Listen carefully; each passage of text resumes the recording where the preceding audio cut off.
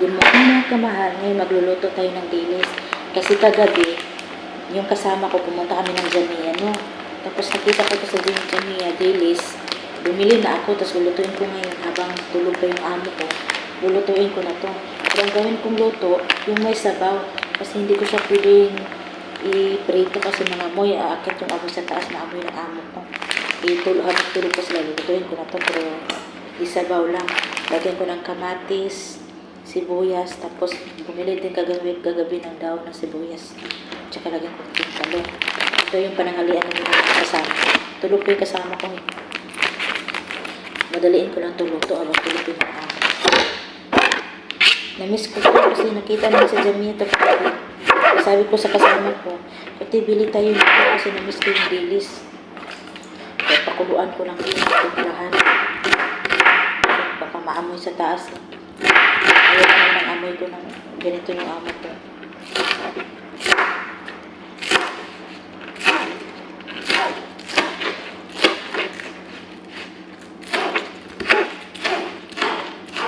Masarap kasi itong dahon ng sibuyas.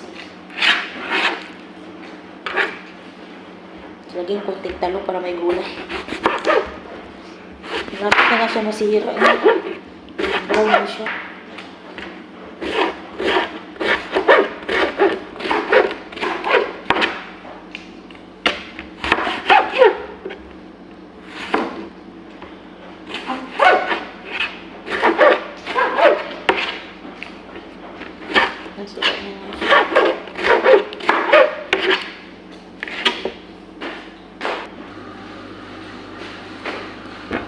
Mabilis lang itong kumulo kasi nilagyan ko na to nilagay ko nito mainit na tubig.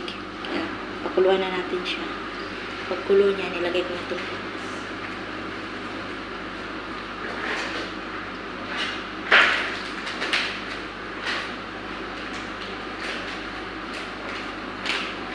Madali ako salang nito kasi yung alaga ko nagigising yun ng maaga kasi hihingi ng breakfast.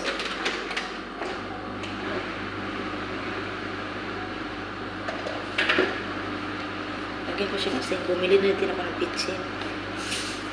Kasi nagbibitchin ako pa ulam namin. Pero yun sa amo ko, sa ulam namin. Sa ulam ko. Ngayon kasi yung kasama ko, 1 week lang sila dito kasi may bahay yan sila. Yung kasama ko, yung amo niya, mama ng amo ko. Dito sila 1 week. Pinapunta ng amo ko dito. Dito ata sila magpapasko, tapos ng Pasko, balik na sila sa bahay nila. Black paper yan nilagay ko powder.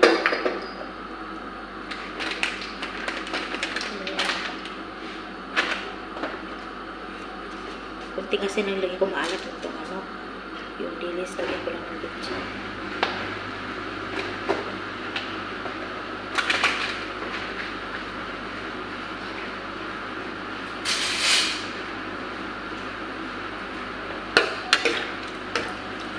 Buksan ko lang yung medyo maingay yung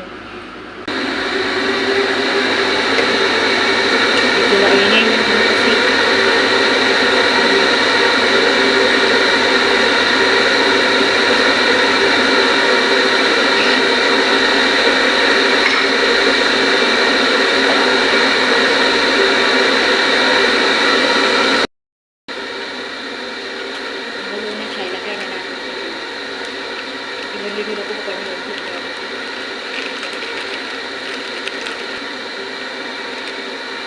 up lang yung ilalagay.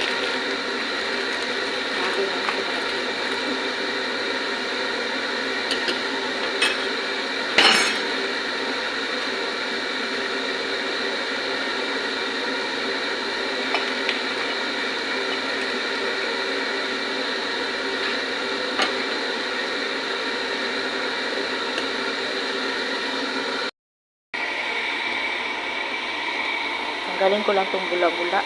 Sa dilis to eh. Ayan siya oh. Bula-bula.